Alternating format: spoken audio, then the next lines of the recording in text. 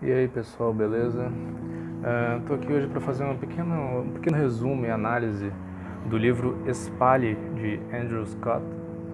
E peguei esse livro para ler e ele tem como tema, logo aqui na capa dele ele apresenta: vá, portanto, e leve sua profissão com você. Então ele é basicamente um livro que fala sobre missões atualmente, na realidade da igreja, e a premissa dele basicamente é que você deve utilizar a sua profissão, os talentos que Deus te deu para a obra missionária. O livro ele começa dando um panorama da questão das missões no mundo atualmente. Então ele traz alguns dados interessantes que eu não sabia e que são até um pouco assustadores, né? Que na verdade o número de não alcançados tem aumentado. Então é até um pouco óbvio se você for parar para pensar que a população mundial tem crescido tanto, então naturalmente aqueles que são não alcançados passaram a crescer também. Então logo no início também, nas páginas 35 e 36, ele apresenta uma crítica, né, a grande parte da igreja parece que não tem se interessado pela questão das missões. Ele diz que a igreja tem aprendido a adorar a Deus no contexto da igreja, mas fora isso não tem se apresentado da mesma forma. Então ele traz um dado sobre os Estados Unidos, né, que atualmente talvez seja a maior nação cristã do mundo, com a maior participação de missionários, de ajuda, de projetos e de sustento missionário. Então, ele traz o dado que nos Estados Unidos se gasta mais dinheiro em fantasias de Halloween para animais de estimação do que com recursos para povos não alcançados. E trazendo em dados matemáticos o percentual financeiro que vai para esses povos é de 0,001%. Então é um modelo que tem sofrido bastante e tem sido difícil de se sustentar, de ter um envolvimento das pessoas. Parece que falta ainda muita visão da igreja com relação à questão de missões. Então ele utiliza um exemplo de como se fossem dois prédios, né? Um prédio do lado da rua e outro do outro lado. Então, o prédio desse lado, que digamos seriam as nações já evangelizadas, apresenta um prédio com problemas estruturais, de vazamento de água e etc., que são problemas, mas que são mais fáceis de resolver. Ainda assim, todo investimento está sendo jogado nesse prédio, enquanto o prédio do outro lado da rua está em chamas, tá uma situação caótica, tem gente morrendo e pouco tem sido feito por aquele outro prédio, entendeu? Sendo que haveria condições de se ajudar aquele outro prédio também. E a questão que pega muito na igreja atualmente é a visão do que é ser abençoado. Então, se eu sou uma pessoa abençoada, foi porque eu fui uma pessoa focada na minha carreira, nos meus interesses, e a questão do foco na igreja, no foco do evangelismo, no foco no ID, se vier, vem como uma coisa secundária, ou então uma coisa que eu faço nas férias, ou então alguma coisa que eu vou fazer quando eu me aposentar e aí eu tiver todo o tempo livre do mundo, e aí sim eu vou ter condições de entregar minha vida para Deus, né? E essa questão das pessoas com o trabalho secular e a visão da igreja,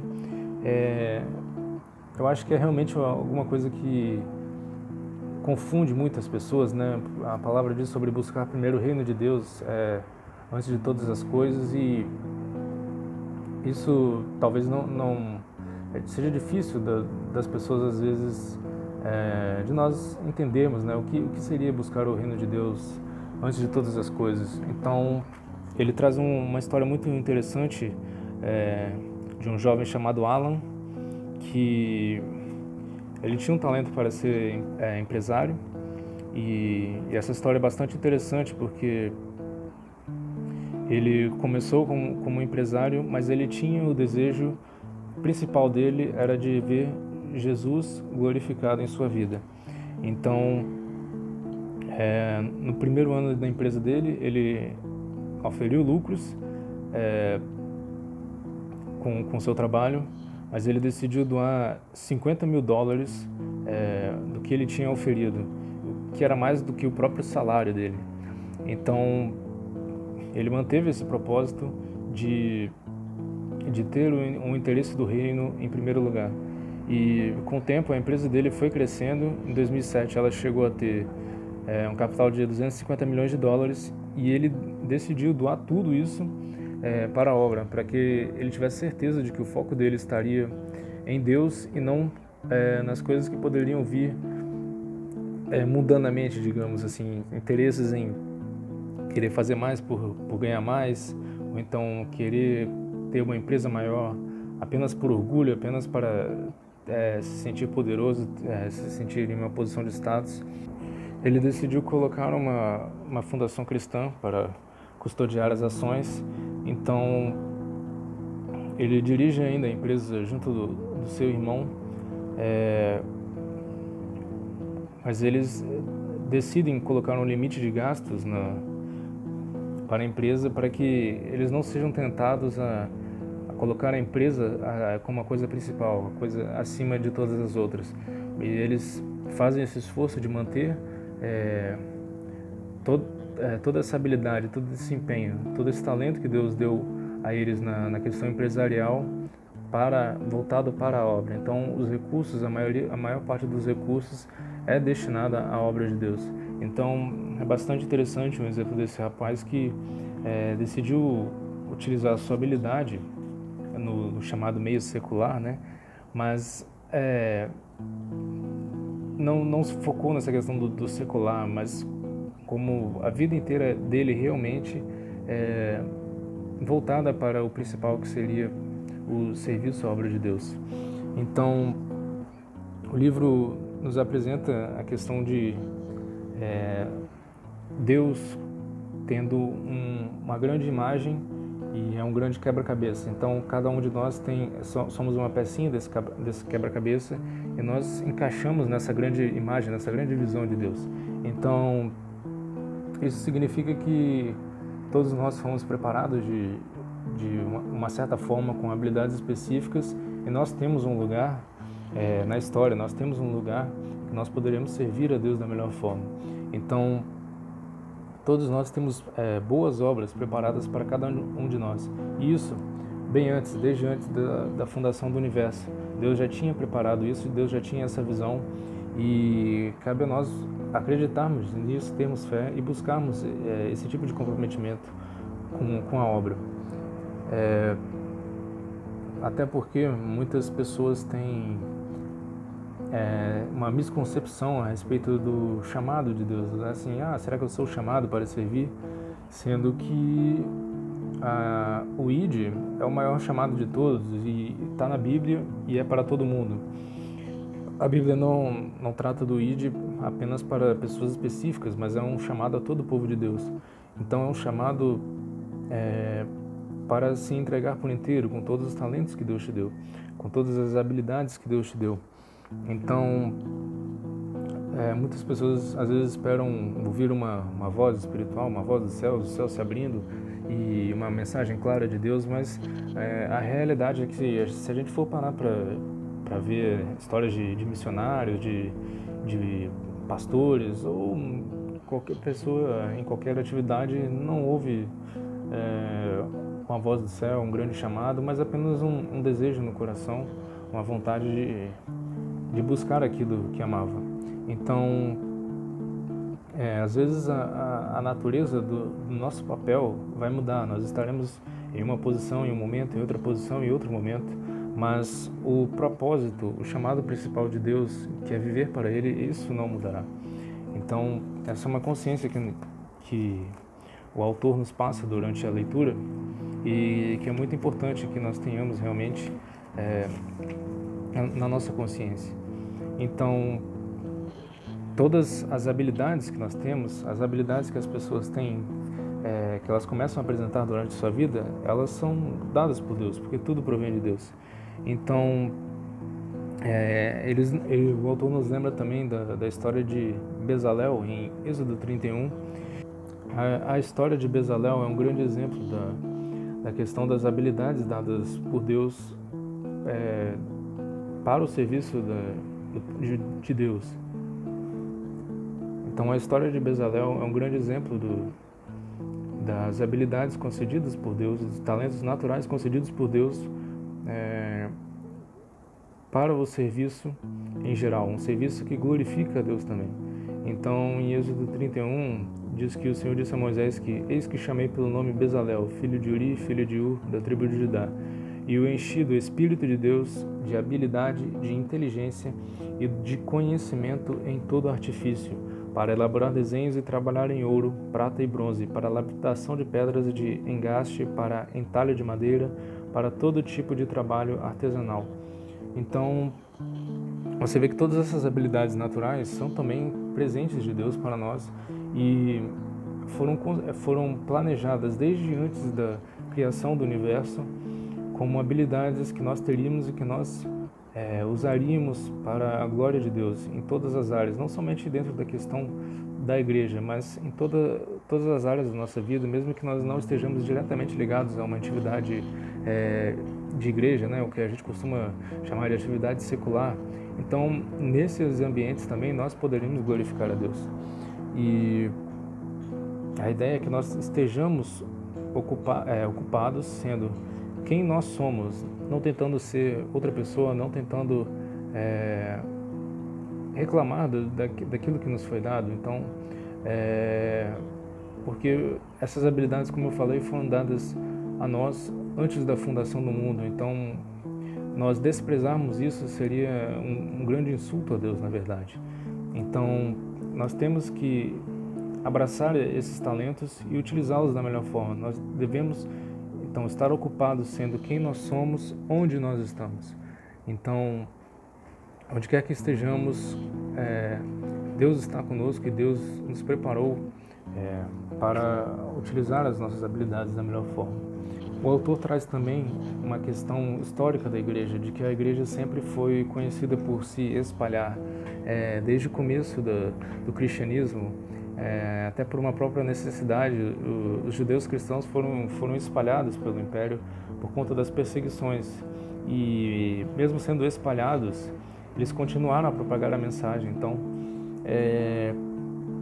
isso está no DNA do povo cristão, a necessidade de se espalhar e levar a mensagem consigo.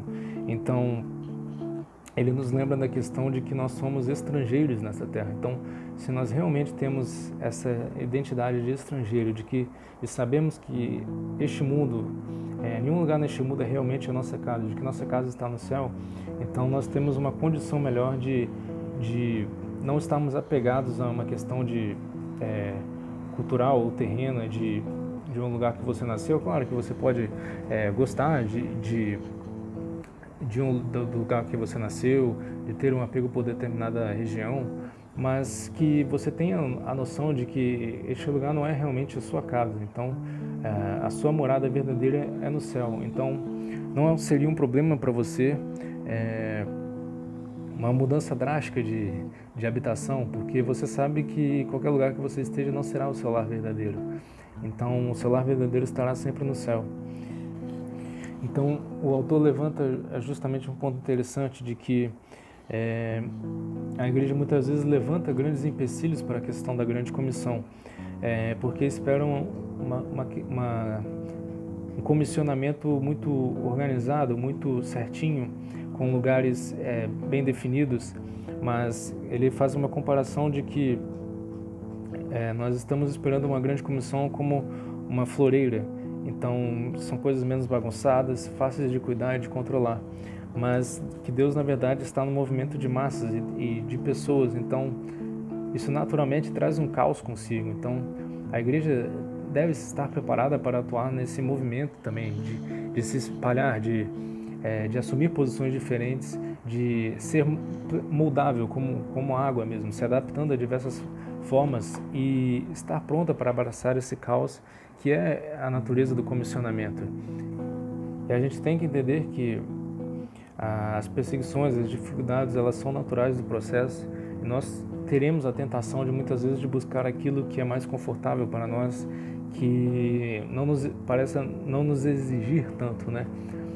Não exija tanto sacrifício de nós e que na verdade não é o objetivo do comissionamento, né? De nos sentirmos confortáveis, né?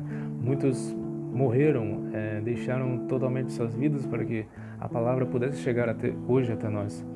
Então nós temos que nos lembrar desses exemplos e ter essa mentalidade em nós. Então o profeta Jeremias, falando ao povo de Deus que estava exilado na Babilônia, disse ao povo: construam casas e habitem nelas, plantem jardins e comam de seus frutos. Casem-se e tenham filhos e filhas. Escolham mulheres para casar-se com seus filhos e deem aos seus filhos em casamento, para que também tenham filhos e filhas. Multipliquem-se e não diminuam. Busquem a prosperidade da cidade para a qual eu os deportei e orem ao Senhor em favor dela, porque a prosperidade de vocês depende da prosperidade dela. Então, é interessante que Deus leva um comissionamento ao seu povo que estava exilado na Babilônia para que participasse do engajamento cultural daquela cidade, que se multiplicassem e realmente se espalhassem e levassem juntamente consigo a própria palavra do Senhor. Então, o autor nos traz que os esforços missionários da última década têm sido muito de períodos típicos, às vezes 2 anos e há uma volta, e mais um período e há uma volta, até que a pessoa simplesmente deixa de ir e acaba ficando.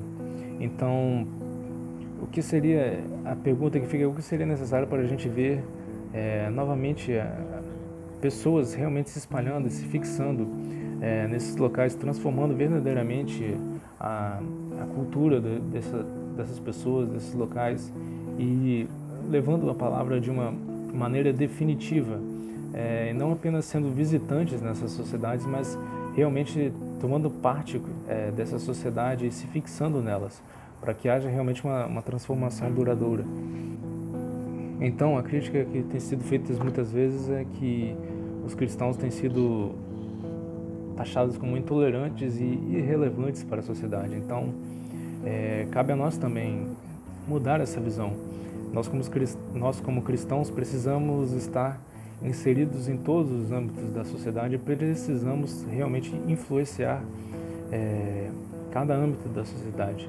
Então, cada profissão que cada um de vocês tenha foi designada por Deus, então foi plano de Deus e pode ser usada por Deus. Não é uma coisa inferior a um trabalho dentro da igreja, mas é um plano de influência de Deus também para ser influência dentro da cultura, dentro de uma sociedade, como modelo, instrumento de transformação de vidas também. O autor conclui que o modelo tradicional de missões, em que você levanta um missionário e provê o sustento para ele, tem entrado em desuso, em dificuldade, porque muitas vezes esses missionários chegam a sociedades e, pelo fato de não trabalharem, muitas vezes causa uma certa desconfiança em alguns povos que não entendem o que aquilo quer dizer e acham até que o missionário é uma espécie de espião que quer alguma coisa que não seja boa para essa sociedade. E justamente no final do livro ele traz várias histórias de pessoas que chegaram a essas novas culturas com o trabalho, que enfrentaram dificuldades, preconceito com relação a elas no começo, mas que por meio do trabalho delas, elas agregaram valor a essas comunidades, proveram empregos e criaram pontes de relacionamento que permitiram uma abertura maior ao Evangelho. Então começaram a modificar também essas sociedades, não primeiro no plano espiritual, mas culturalmente, transformando a questão social, a questão de emprego dessas pessoas, e isso abriu uma porta que deu uma mudança de visão e que posteriormente seria a entrada para a mensagem do Evangelho realmente. Então, esse é um livro que traz reflexões bem interessantes, então eu recomendaria a leitura. Talvez você tenha dúvidas a respeito desse tema de missões, de chamado de Deus, de propósito de Deus, então é uma leitura que eu recomendo, que vale a pena para reflexão no mínimo. Então tá aí, Espalhe, de Andrew Scott. Vá e leve sua profissão com você.